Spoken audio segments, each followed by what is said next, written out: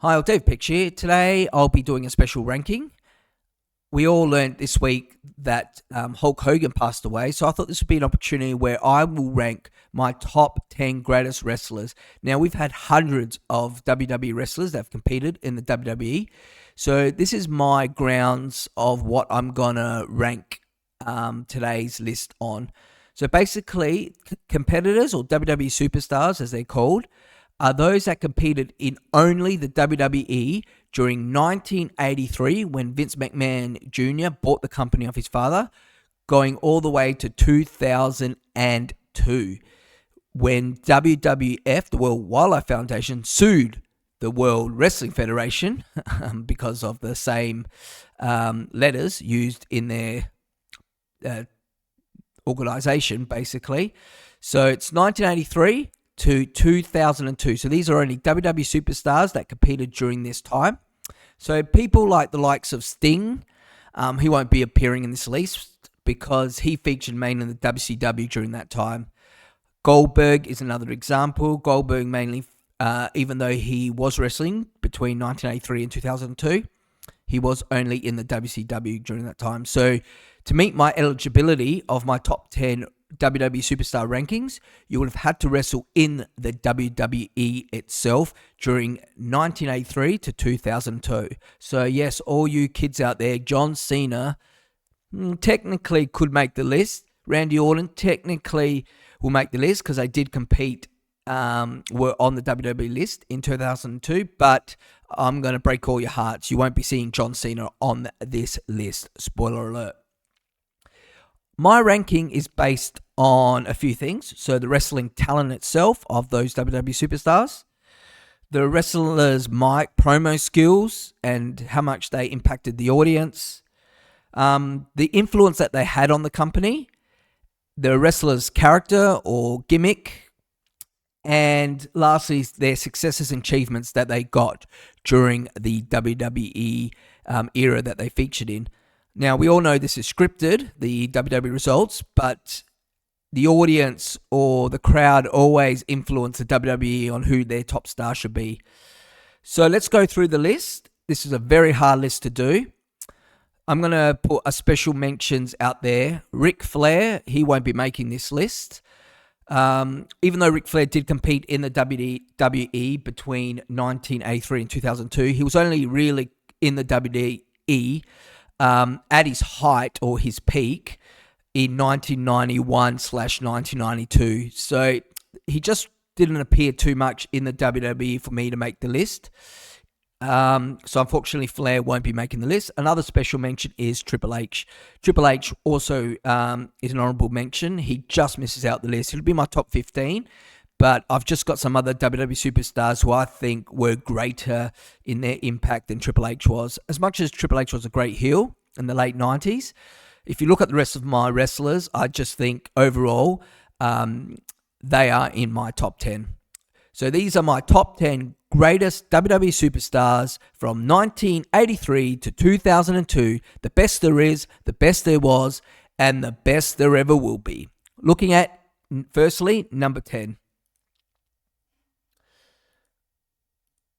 So number 10 is Andre the Giant. This superstar stood over 7 feet 4 inches. There we go.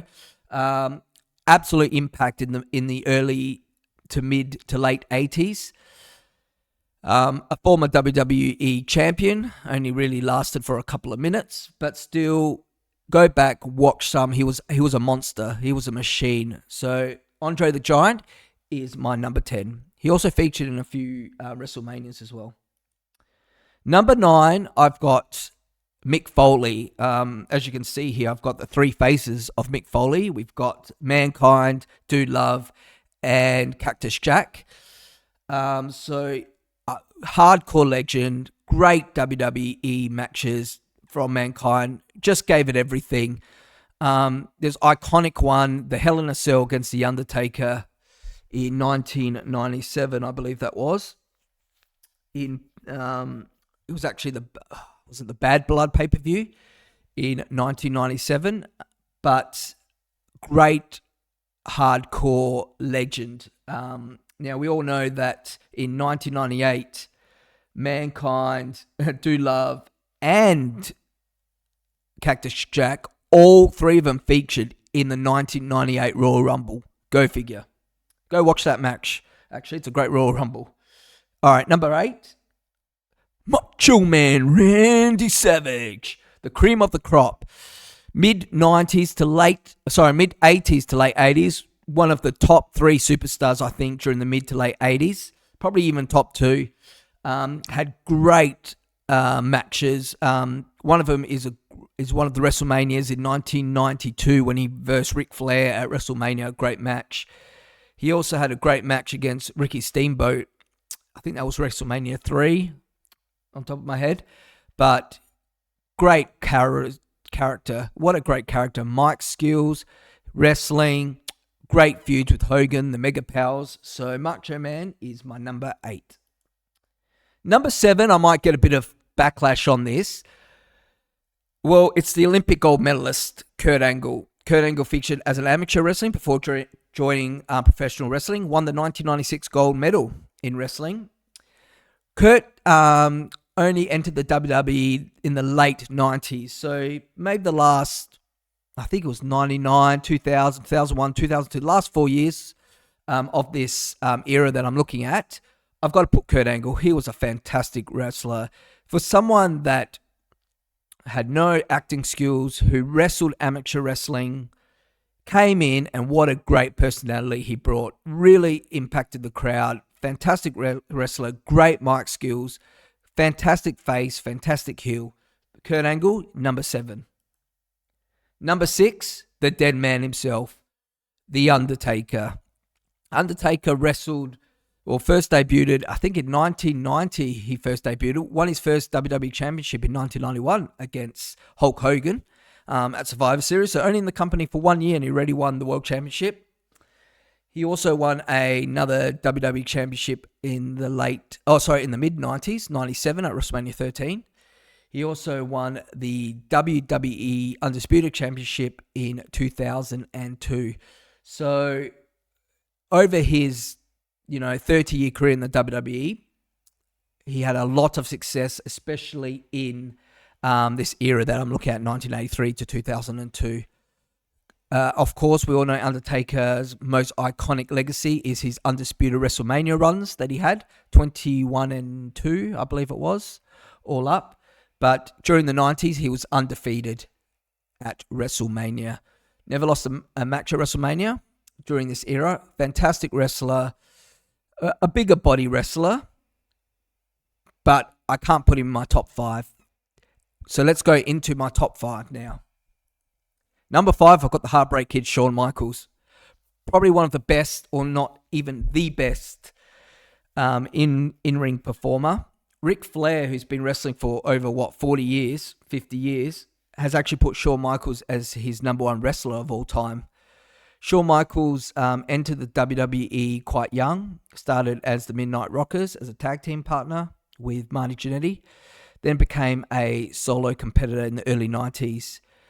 During my 1983 to 2002 era, he won 2 Royal Rumbles, one in 1995 and the second in 1996. Ended up main eventing WrestleMania in 96, going against Bret Hart in a 60-minute Iron Man match. Shawn, unfortunately, his career ended quite short, or the first run of his career, with a severe back injury in early 1998. But I think the impact that he had, from the mid-80s to the mid-90s, definitely one of the greatest superstars of all time. So that is Shawn Michaels. All right, number 4, Bret Hart. Some people might give me heat on this one as well, but Bret is the best technical wrestler I've ever watched. If there's one wrestler I'm in awe when watching, it's Bret Hart. He had everything except probably his mic skills, and maybe his character wasn't that great, but his in-ring performance, 10 out of 10. Bret main evented a few WrestleManias during the 90s. He also won a Royal Rumble, or co-won a Royal Rumble in 1994 with Lex Luger.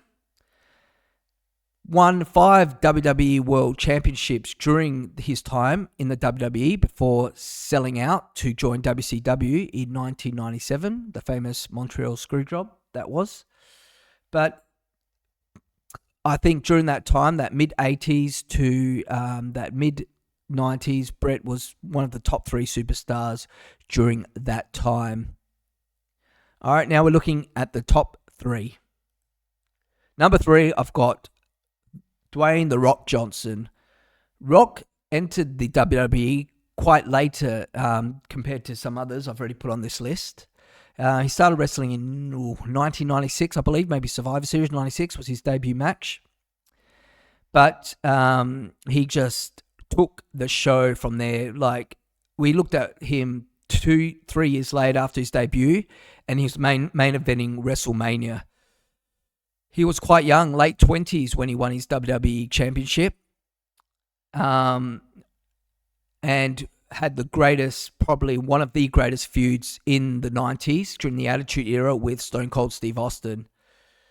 So The Rock, fantastic. Left the WWE in 2004, maybe, around then, before he went and became the Scorpion King. But he made some guest appearances since then, but his peak was 1996 to 2002. Ended up winning a handful of WWE championships, won the Royal Rumble in 2000, even though he actually admitted Big Show won that Royal Rumble and should have went to main event WrestleMania, which Big Show actually did because they did a fatal 4-way at that WrestleMania. But what a fantastic I've lost my word there. But what a fantastic wrestler. Like I said, excellent heel, excellent babyface, big pops of the crowd. The Rock is number 3. All right, now we're going to the final 2. Number 2 is Hulk Hogan. Now, as much as people hate Hulk Hogan for his antics and his commentaries and his comments or opinions about things, the WWE would have never grew if it wasn't for Hogan. Vince MacMahon Jr. in the early to mid-90s wanted to make a golden goose, wanted to put someone on the platform, wanted his pin-up boy. His father, Vince McMahon Sr., had Bob Backlund as the WWE champion, and Vince didn't want Bob Backlund. He wanted someone else. So Bob Backlund ended up dropping the belt to the Iron Sheik, and then Hogan won it off the Iron Sheik.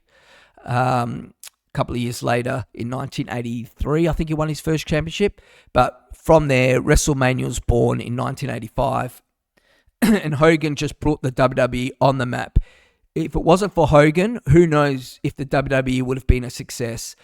But he basically he was the footprint of WWE being a successful brand or organization, a billion-dollar organization today.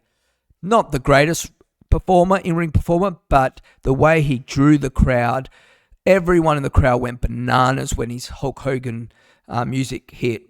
Of course, he left the WWE a couple of times, but final time was in 1994, thinking around there, where he went and joined the WCW and became Hulk Hollywood Hogan, a heel for the WCW. Never was a heel in the WWE when he first started.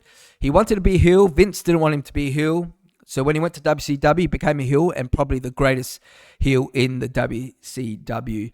Came back to the WWE early 2000s when WCW went bust or got bought out by the WWE. He also won a championship in 2002, another world championship. It was the last champion of the WWF until it became the WWE.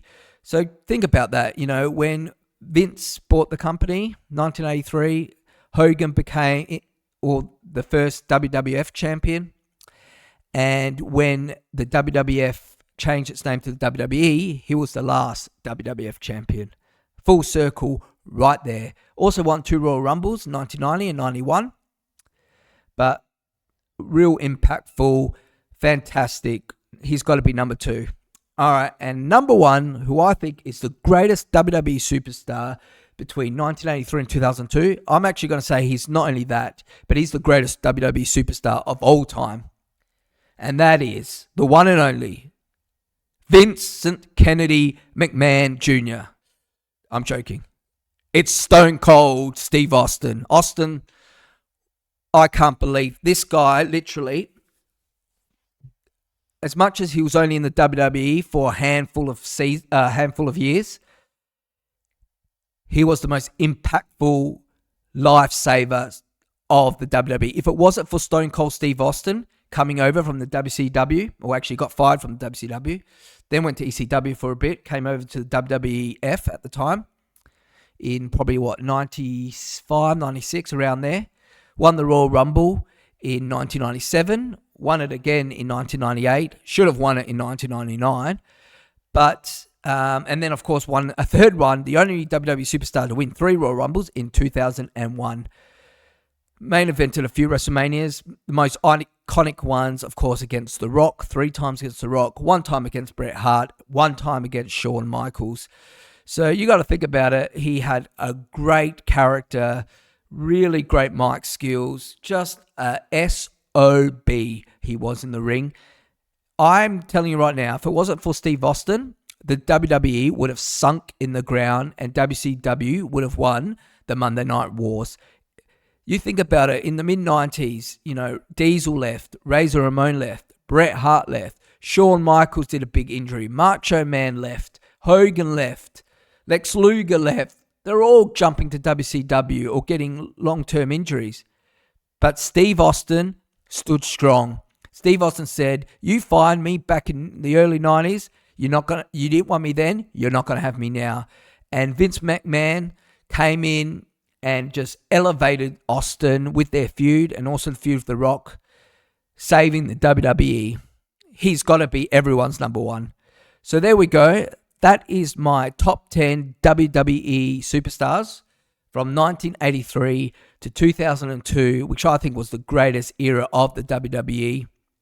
And if you look there, the last 4 that I've named are probably my Mount Rushmore. If I could do a Mount Rushmore of 4 WWE superstars, my Mount Rushmore would be Steve Austin, Hogan, Rock, and Bret Hart, with Shawn Michaels just in the background. So let me know what you guys think. Give me a like, subscribe, even comment on who you think is your favorite WWE superstar of all time, even if they competed after 2002 or before 2083. But until then, I'll see you all in my next video.